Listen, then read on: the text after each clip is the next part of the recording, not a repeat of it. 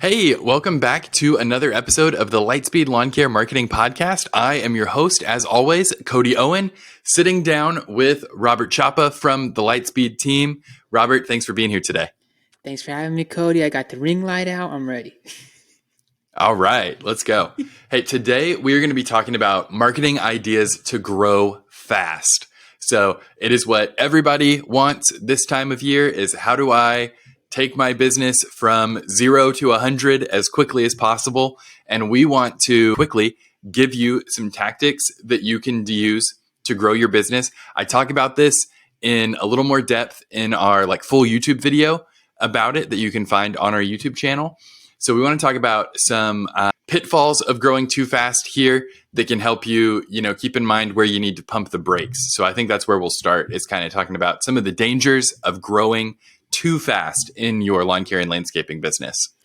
So the first one we got here, Cody, is chasing bad clients or chasing the wrong clients. Yeah. So part of what this is when you're trying to move really quickly, you're not able to test things, right? You're not able to see that, actually getting into this neighborhood is a bad idea because everyone who lives here sucks.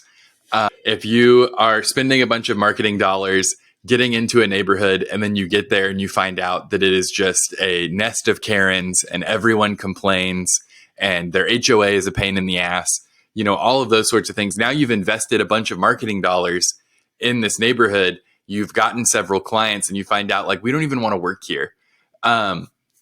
You can be, maybe going after the wrong client persona. Maybe you figure out you need to kind of change it up a little bit because you're working with people that you don't hard to upsell to because they're more value buyers or something. So when you're moving really quickly, you don't have time to figure that out until you've made several other decisions. So that can be something that trips you up. The other thing that you can do is you can end up underpricing because you're not able to evaluate your pricing before you've committed the next 6 jobs, matching out a bunch of quotes really quickly. And, maybe you end up in this new neighborhood that you're breaking into. You underestimated the amount of time it would take to edge. Maybe they have some weird stuff going on with their sidewalk and it takes a lot longer with the string trimmer to get out there and take care of that. And so you're actually underpriced. And now you have to fix the pricing on half a dozen or a dozen clients instead of just one. Then a big part of underpricing is then you may take on too much work. And the next thing you know, you don't have enough employees to do the work. So that's the other. Yes. pitfall. Yeah. So growth can kind of be like Wile E. Coyote running off a cliff where you're we're doing it. And suddenly there's not the labor to support the amount of work that you've sold. Now, I think that this is the good problems that can come from growing too fast, where we need to hire people fast. This is the next process we need to fix in the business. Tension of the lawn care business, any service business, is marketing to sell more services until you start to outpace how much staff you have, and hiring as hard as you can. And you're just those things are always going to be pulling against each other for as long as you're growing the business. If there becomes not a tension between those two things, then probably your business is dying. And speaking of a business dying, what you need to do to not have that happen is build processes into being able to hire when you need to hire, expand when you need to expand, which is probably all the time. Hiring, we do help guys hire. We do write Indeed ads for people and actually run automated phone interviews and filter people before we even send them to you, so you don't end up wasting all your time on people that are not qualified to work with you. Yeah, I can't tell you if those phone interviews that I've reviewed where someone has been like, I get into fist fights at work, and you're like, okay, well, cool, we won't be passing you on. And, save you, a 20% of the headaches in the hiring process. I can't make them show up to interviews though. And I know that is, you book 10 interviews, 2 people show up, that sort of thing. Now we've kind of done our doom and gloom naysaying about growing fast. Now let's talk about how to grow fast. We all know the benefits of growing fast. It's more money, it's more profits, it's everything you want. It's hitting your goals, hitting whatever your definition of success is probably connected to growing fast. Everyone wants to move quickly.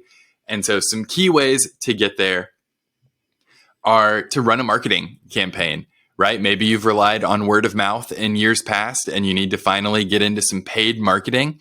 Talk first about emails, because I think, Robert, you are kind of quickly becoming our in-house email expert. I mean, I am the email king at the moment. Dude, they rock the boat. I'm making like I got two campaigns. And when I get off this conversation with Cody, I got two campaigns I'm making right now for different companies on mowing, mulching, spring cleanups, because they absolutely work. I love writing them, and you can run it through Email Octopus, build it through there.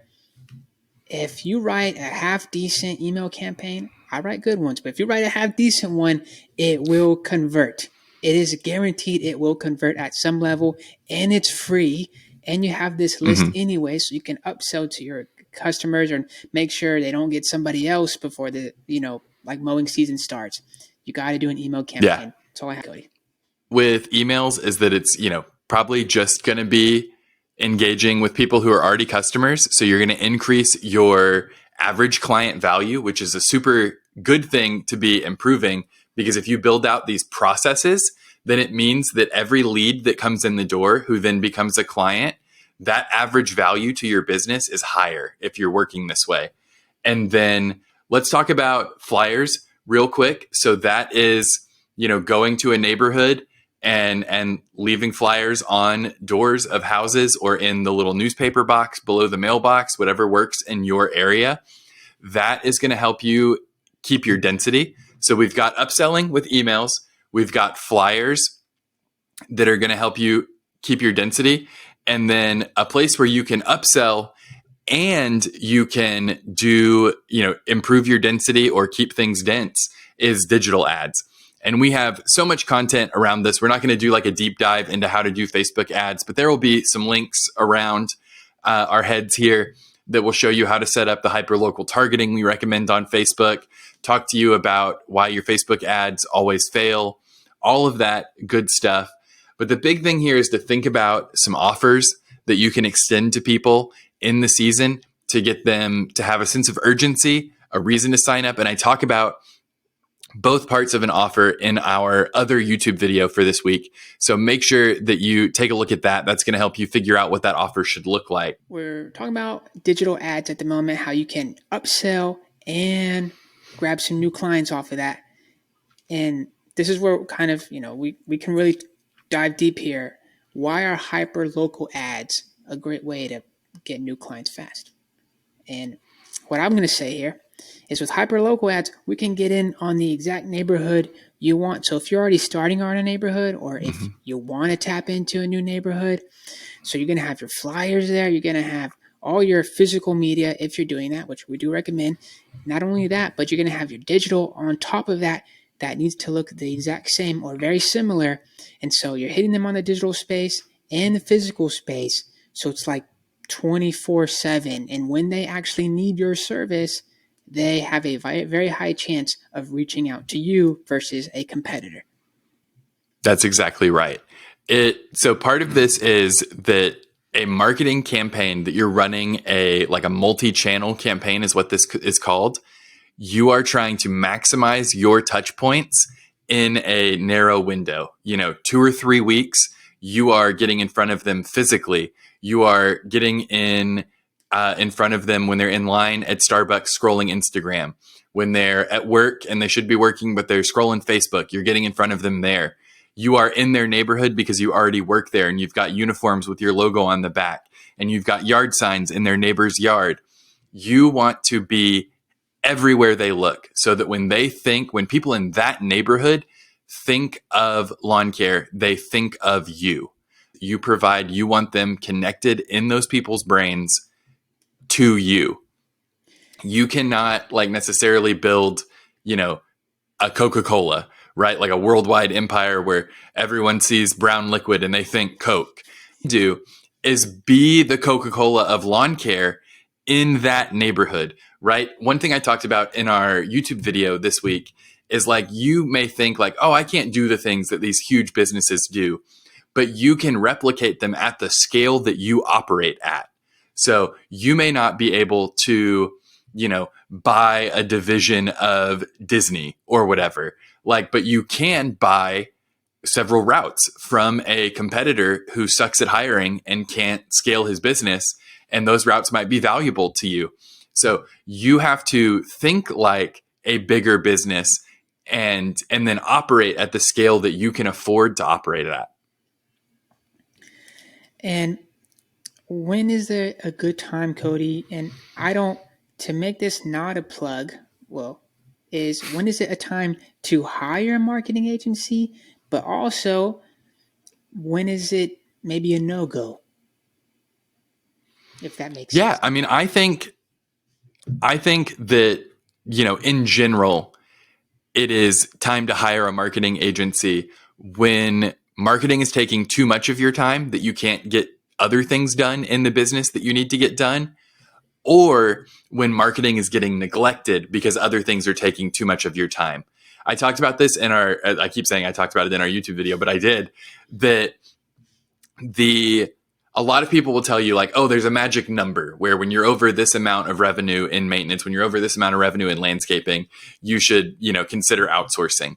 I don't believe in that. I think that you need to look at your time. That is your most valuable resource. And when marketing is taking too much of your time or being neglected, that is the point where you need to make an investment in your business.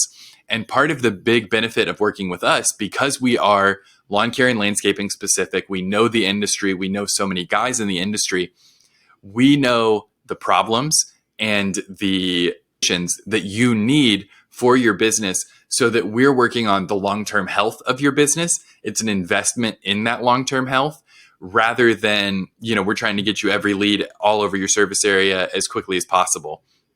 So that is the key reason to work with a marketing agency and specifically to work with us. All right, Cody, I think that kind of finishes us out here on this episode. Do you have anything else you want to touch on before we leave them? No, I think that is perfect. Hey, make sure to leave a rating and a review of the podcast wherever you listen to it. If you've got a question, you can always reach me at cody@lightspeedsocialagency.com. You can send me an email and I would be happy to answer your question on the air. Thanks so much for listening. And until next week, grow your business at Lightspeed.